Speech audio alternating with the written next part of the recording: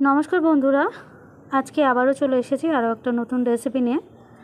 তো আজকের আমি সবার প্রিয় বোঁদের একটা রেসিপি আমি তোমাদের সাথে শেয়ার করব।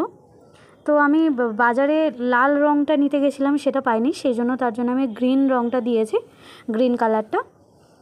তো আশা করছি আমার এই আজকের রেসিপিটা তোমাদের সবার খুব ভালো লাগবে। তো চলো আমি রেসিপিটা শুরু করছি।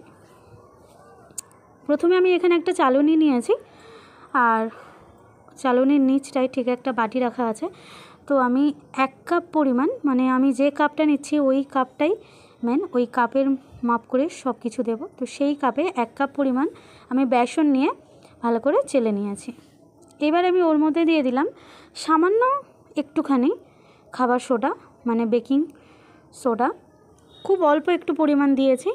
এবার আমি ওই কাপেরই মাপ করে করে আমি জল দিয়ে দিয়ে একটা সুন্দর ব্যাটার বানিয়ে নিচ্ছি।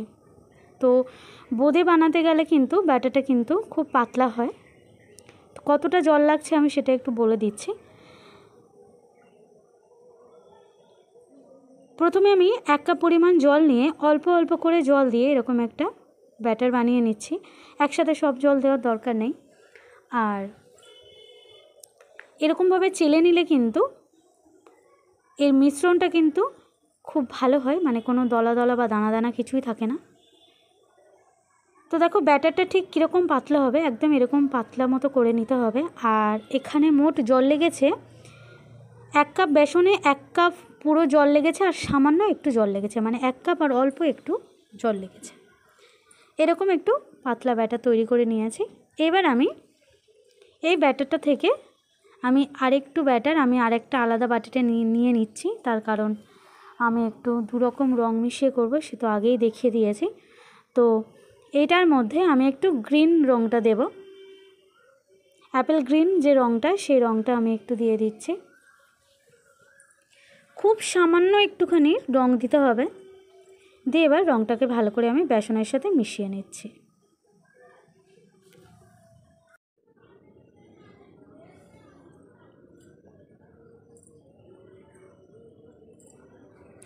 তো আর একটাতে গ্রিন রং করে নিয়েছি, মানে সবুজ রং, আর একটাতে আমি একটু গেরুয়া কালার, মানে বিরিয়ানি বানাতে আমরা যে কালারটা ব্যবহার করি সেই কালারটা আমি দিয়ে দিচ্ছি।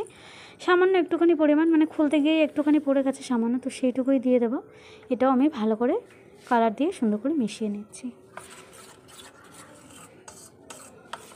তো তোমরা যারা আমার চ্যানেলটাকে সাবস্ক্রাইব করেছো, আমার পাশে থেকেছো বা আমার পাশে থাকছো, তাদেরকে অসংখ্য ধন্যবাদ আমার পাশে থাকার জন্য, আমার চ্যানেলটাকে সাবস্ক্রাইব করার জন্য, আর অবশ্যই করে আমার চ্যানেলটাকে এগিয়ে নিয়ে যাওয়ার জন্য। আর যারা নতুন দেখছো, মানে আমার চ্যানেলে যারা নতুন, তাদেরকে অনেক রিকোয়েস্ট রইল আমার চ্যানেলটাকে প্লিজ সাবস্ক্রাইব করে একটু আমার পাশে থাকবেন।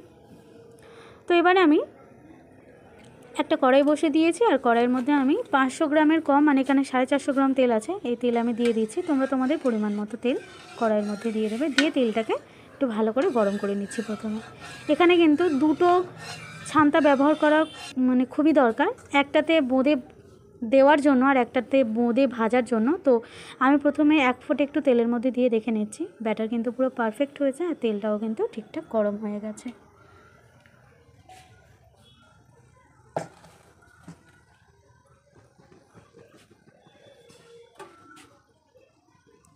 তো তেলটা যেহেতু ঠিকঠাক গরম হয়ে গেছে, এবার আমি কিন্তু বোঁদেগুলো ছাড়ার জন্য একদম রেডি। তো দুটো ছান্তা আমি নিয়েছি, এই যে আমি দেখিয়ে দিচ্ছি। একটা বড় ছান্তাতে আমি বোঁদেগুলো দেবো, আর একটাতে তুলবো। তো প্রথমে বড় ছান্তাটা দিয়ে আমি এবার বোঁদেগুলো দিয়ে দিচ্ছি এক এক করে। ব্যাটারটা এমনিতেই পাতলা হয়, আর খুব বেশি ঝাঁকানোরও দরকার নেই। শুধু একটা জিনিস মাথায় রাখতে হবে, প্রথমবার যখন এক এক করে, মানে প্রথম দফায় বোঁদেটা ভাজার পর মানে যে ছান্তাটা নেবে, সেই ছান্তাটা যেন একটু পরিষ্কার করে নেওয়া হয়, মানে একদম ক্লিন করে নিতে হবে। নিয়ে তারপরে আবার দ্বিতীয়বারেও আবার ভাজতে হবে বোঁদেগুলো, না হলে যদি লেগে থাকে তাহলে কিন্তু বোঁদেগুলো ঠিকঠাক হবে না। আর খুব সুন্দর একদম ছোট্ট ছোটো মতো হচ্ছে, আমি একটু কাছে নিয়ে দেখিয়ে দিচ্ছি। দেখো কত সুন্দর একটু এরকম ছোট্ট ছোটো মতো বোঁদেগুলো হয়েছে। তো এরকম সুন্দরভাবে সমস্ত বোঁদেগুলো কিন্তু বানিয়ে নেব।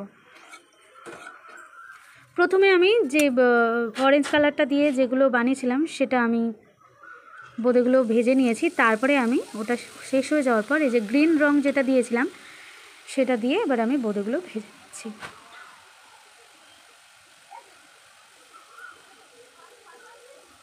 আঁচটাকে কিন্তু মিডিয়ামে রাখতে হবে অবশ্যই, হাইতে দেওয়া যাবে না, তাহলে কিন্তু ভিতর থেকে কাঁচা থেকে যাবে আর ভালো ভাজা হবে না। আর বোঁদেগুলো ভাজার পরে বুঝতে পারবে একদম মচমচে, মানে খড়খড়ে করবে আওয়াজটা, একদম মচমচে হবে বোঁদেগুলো। তো এইভাবেই কিন্তু সমস্ত বোঁদেগুলো আমি ভেজে তুলে নিয়েছি।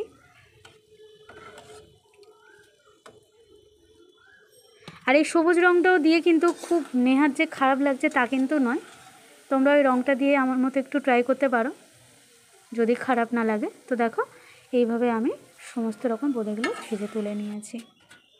এবার আমি কড়াইটা নামিয়ে রেখে ওই ওভেনের মধ্যে একটা হাঁড়ি বসিয়ে দিয়েছি, আর ওই কাপেরই মাপ করে আমি এর মধ্যে দিয়ে দিলাম 1 কাপ পরিমাণ জল।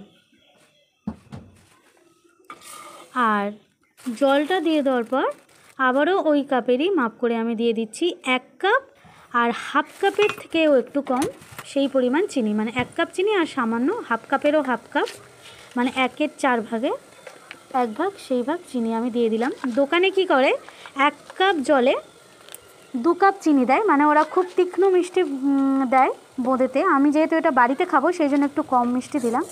দিয়ে আমি 2 টুকরো দারচিনি আর 2টো এলাচ ফাটিয়ে দিয়ে আমি জলটাকে খুব ভালো করে ফুটিয়ে নিচ্ছি। প্রায় 3-4 মিনিট হাই ফ্লেমে কিন্তু জলটাকে ফুটিয়ে নিচ্ছি। আর জলটা এবার রেডি হয়ে গেছে, আমি গ্যাসটা অফ করে দিয়েছি আর ওপর থেকে ওগুলো বেছে একটু তুলে নিচ্ছি, মানে দারচিনি আর এলাচগুলো। আর এদিকে দেখো বোঁদেগুলো ঠিক কত সুন্দর ভাজা হয়েছে, ওপরে যেগুলো একটু একটু জড়িয়ে গেছে সেগুলো একটু সরিয়ে নিচ্ছি। সামান্য 1-2টো একটু জড়িয়ে গেছে শেষের দিকে, তো সেটা একটু সরিয়ে নিলাম। আর এরকম সুন্দর বোঁদে ভেজে পুরো রেডি হয়ে গেছে। এবার আমি এগুলোকে তেল থেকে ছেঁকে, মানে জল থেকে ছেঁকে তুলে নিচ্ছি দারচিনি আর এলাচটা।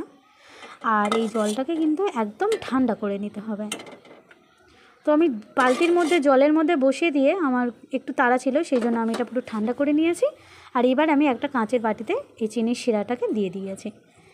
আর অল্প অল্প করে এবার বোঁদেগুলো দিয়ে এবার আমি একটা ছোট চামচের সাহায্যে নেড়ে নেড়ে বোঁদেগুলোকে কিন্তু আমি 10 থেকে 15 মিনিট কিন্তু একটু ঢাকা দিয়ে ভিজিয়ে রাখবো। অল্প অল্প করে দিচ্ছি আর এরকমভাবে চামচ দিয়ে নাড়তে থাকছি, একসাথে সব দিলে আবার পড়ে যেতে পারে, বাটিটা এখানে ছোটো রয়েছে। তো এইভাবে বোঁদেগুলো সব রসের মধ্যে দিয়ে একটু ঢাকা দিয়ে রেখে দিচ্ছি 15 মিনিটের জন্য। 15 মিনিট পরে আমি ফিরে আসবো আবার। তো চলো এবার আমি একটু ঢাকা দিয়ে এটা রেখে দিই।